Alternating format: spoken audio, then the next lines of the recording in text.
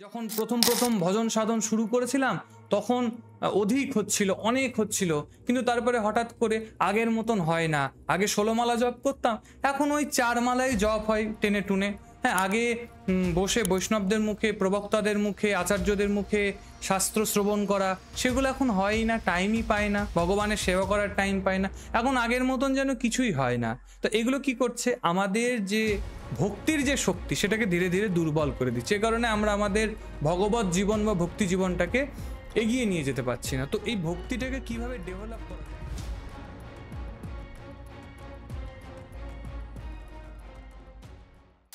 তো এই ভক্তিকে কিভাবে ডেভেলপ করা যায় তার আগে আমাদেরকে জানতে হবে ভক্তি কাকে বলে। তাহলে চলুন ভিডিওটি শুরু করি এবং ধীরে ধীরে জানি ভক্তি কাকে বলে এবং ভক্তিকে আমরা আমাদের দৈনন্দিন জীবনে কিভাবে ডেভেলপ করব। তো ভক্তি কাকে বলে, ভক্তি কাকে বলে এই সম্বন্ধে আমাদের শাস্ত্রে বহু বর্ণন রয়েছে। তার মধ্যে যদি আমরা শ্রুতির কথা শুনি, অর্থাৎ বেদের কথা শুনি, তাহলে বেদে গোপাল তাপনী পূর্বোপনিষদে বলেছে যে ভক্তি রস্য ভজনম তদিহামূত্র পাধি নৈরাস্যনামু স্মিন অমন কল্পন্ন মেত দেব নয়স্কর্মং।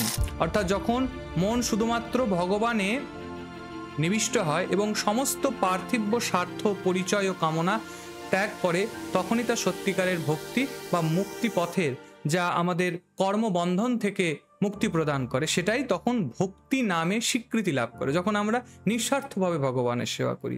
এছাড়াও আমাদের যে গৌড়ীয় বৈষ্ণব মহাজনগণ রয়েছেন, যেমন স্বরগোস্বামীর মধ্যে মহাপ্রভুর প্রিয় পার্ষদ রূপ গোস্বামী তার ভক্তি রসামৃত সিন্ধু গ্রন্থে বলেছেন, অন্যাভিলাষিতং শূন্যং জ্ঞান কর্মাদ্যন্যাবৃতম আনুকূল্যেন্য কৃষ্ণানুশীলনং ভক্তির উত্তমা।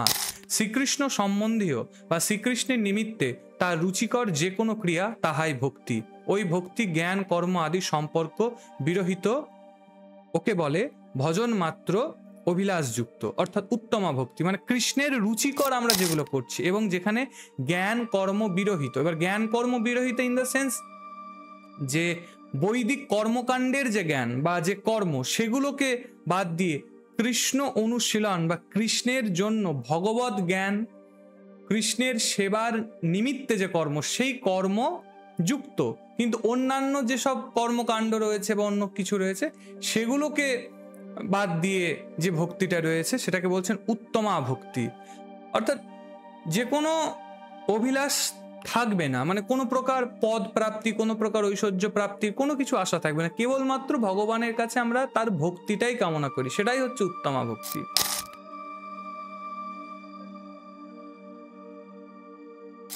তো এই ভক্তিটাকে কিভাবে ডেভেলপ করা যায় এই সম্বন্ধে আমাদের শাস্ত্রে বহু কথা বলা হয়েছে। তার মধ্যে শ্রীমদ্ ভাগবত মহাপুরাণে প্রহ্লাদ মহারাজ কিভাবে ভক্তিটাকে ডেভেলপ করা যায় সেই সম্বন্ধে বলেছে। এবার ভক্তি কিভাবে ডেভেলপ করতে হয় সেটাও শোনা উচিত একজন ভগবত ভক্তের মুখে, যিনি প্রকৃত উত্তমা ভক্তি করেন ভগবানের উদ্দেশ্যে, যার ভক্তি শুদ্ধ। সেই রকম শুদ্ধ ভক্তের ভক্তি কি প্রকার এবং কিভাবে করতে হয় সেটা তাদের শ্রীমুখ থেকেই শোনা উচিত। তা প্রহ্লাদ মহারাজ হিরণ্যকশিপুকে বলেছিলেন, নৈশাং মতিস্তদা ও দরুক ক্রমাশ প্রিয়ম স্পৃশ্যত্যনার্থম উপগম যদর্থম মহীয়সাং পাদরজ অভিষেকং নিষ্কিঞ্চনানং নবৃণতি যাবৎ। অর্থাৎ যাদের বুদ্ধি শ্রী ভগবানের চরণ কমলকে স্পর্শ করে, জন্ম মৃত্যু চক্ররূপ এই ঘোর অনর্থ থেকে তারা মুক্ত হন। কিন্তু যারা সর্বত্যাগী ঈশ্বরপ্রেমী মহাপুরুষদের চরণধূলির দ্বারা নিজের শিরকে, নিজের মস্তককে অভিষিক্ত করে না, তারা যতই কাম্যকর্ম যাগযজ্ঞ আদি নিখুঁতভাবে পালন করুক না কেন, তারা কখনোই ভগবানকে প্রাপ্তি করতে পারে না, ভগবানের নাগাল তারা পায় না, ভগবানের কৃপা তারা পায় না।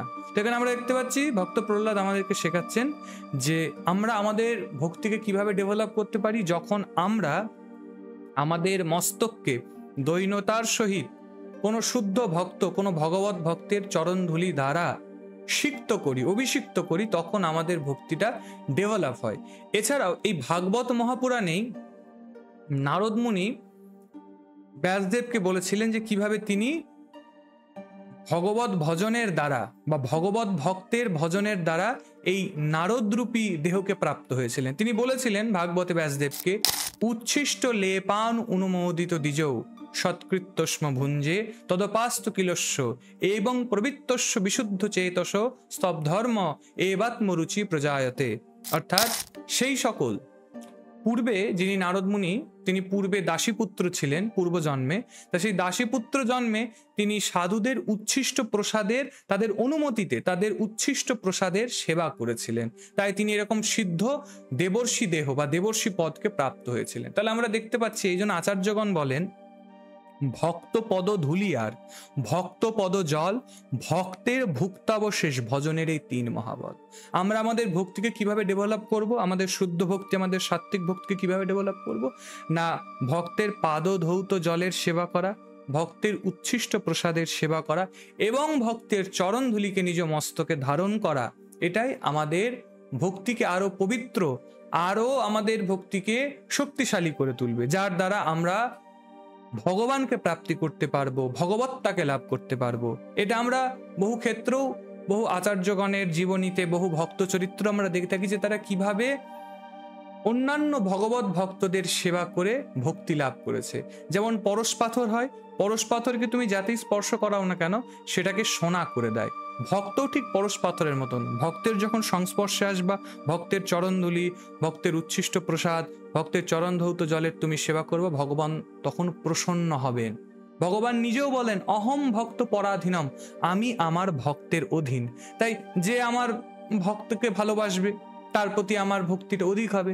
যেমন কেউ আমার পিতাকে ভালোবাসছে, সেটা আমার পিতার কাছে আনন্দদায়ক হবে, সেটা আনন্দ বিধান করবে। কিন্তু কেউ যদি তার পুত্র অর্থাৎ আমাকে ভালোবাসে, তাহলে আমার পিতার ভালোবাসাটা তার প্রতি অধিক হবে। তদ্রূপ তুমি ভগবানকে ভালোবেসে যতটা না খুশি করতে পারবে, তোমার ভক্তিকে আরো উন্নত না করতে পারবে, তার থেকে অধিক হবে যখন তুমি কোনো ভগবানের ভগবত ভক্তের সেবা করবা। তাতে তোমার ভক্তি আরো ডেভেলপ হবে, তোমার আরো শুদ্ধ ভক্তি হবে, তোমার যেসব জড়জাগতিক চাওয়া পাওয়া, জড়জাগতিক আসক্তি, সেগুলো দূরীভূত হবে এবং তুমি তোমার পাপ পুণ্য, জন্ম মৃত্যু, জরা ব্যাধি এই সকল চক্র থেকে মুক্তি পেয়ে ভগবানের পরম ধাম, ভগবানের পরম পদকে লাভ করতে পারবে। তাহলে ভগবত ভক্তিকে ডেভেলপ করবার একটি উপায় হচ্ছে ভক্তের সেবা করা, ভক্তের চরণ জলের, ভক্তের চরণ ধুলির এবং ভক্তের উচ্ছিষ্ট প্রসাদের দৈনতার সহিত আত্মনিবেদন করো ভক্তচরণে। তাহলে ভগবান বুঝে যাবেন যে আমার ভক্তের চরণে আত্মনিবেদন করতে পারছে, সে আমার চরণেও পারবে। যে আমার ভক্তের সেবা করতে পারছে, সে আমার সেবাও করতে পারবে। কারণ ভগবানের কাছে তার ভক্ত অত্যন্ত প্রিয়। তাই ভক্ত সেবা করো, তাহলেই তোমার অন্তরের যে ভক্তি সেটা আরো ডেভেলপ হয়ে যাবে। সেই ভক্তি ডেভেলপ হলে তুমি ভগবানের পরম পদকে লাভ করতে পারবে। ভিডিওটি যদি ভালো লেগে থাকে তাহলে চ্যানেলটিকে অবশ্যই সাবস্ক্রাইব করে নাও, ভিডিওটিকে লাইক করো এবং এই তথ্যটি তোমার বন্ধু বান্ধব, পরিবার, তোমার যারা শুভাকাঙ্ক্ষী রয়েছে তাদের সঙ্গে শেয়ার করো এবং তাদেরকেও এই বিষয়টিকে জানাও। আর তোমার এই সকল বিষয়কে শ্রবণ করে ঠিক কিরকম লাগলো সেটা আমাদের কমেন্ট বক্সে অবশ্যই জানিও। আজকের মতন এইখানেই বিদায় নিচ্ছি।